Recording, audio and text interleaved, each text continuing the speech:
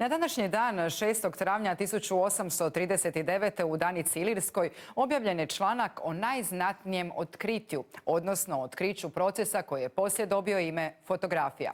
Od 2017. godine današnji dan obilježava se kao Hrvatski dan fotografije. Uz poklik No pasaran neće proći, najavljena je u Lupuhova izložba Vizura 2020, u sklopu koje se virtualno predstavljaju članovi sekcije za fotografiju i njihovi američki kolege iz fotografske platforme Fotolusida. U ovo doba ekstrema i izolacije izložbom žele podržati jedni druge, ali i publici reći da izdrži.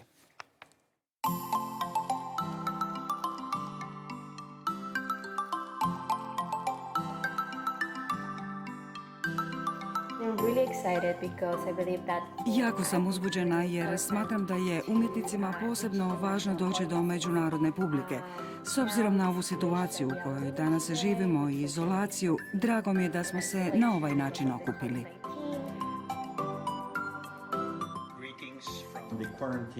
Pozdrav iz karantene mog studija u Oaklandu u Kaliforniji. Želim se zahvaliti timu ove zagrebačke izložbe jer su me uključili. Sudjelujem sa svojom novom serijom fotografija koja se na više razina bavi betonskim zidovima u mojem susjedstvu. Nadam se da ćete uživati koliko sam i ja snimajući. Fotografirala sam ljude na 2 konvencije. Projekt sam započela jer smatram da su ljudi u digitalnoj eri postali otuđeni. Sada se dogodio ironičan obrat jer nas tehnologija sada približava jedne drugima. Fotografska zajednica je razdvojena, ali složnije i jača no ikad. I samo nas je tvrdoglavost i zajednički problemi, pitanja i teme zbližilo na ovoj maloj velikoj izložbi.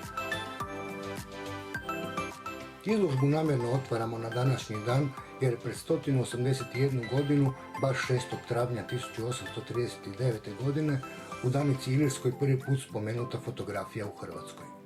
U vrijeme dok su u nekim kulturnim centrima Europe i svijeta na to otkriće gledali kao na vražbinu pa čak i bogohuljenje, u Danici Ilirskoj piše: ovim otkrićem nastat će preokret u umjetnosti crtanja i bakroreza kojim se posljedice još ne mogu predvidjeti.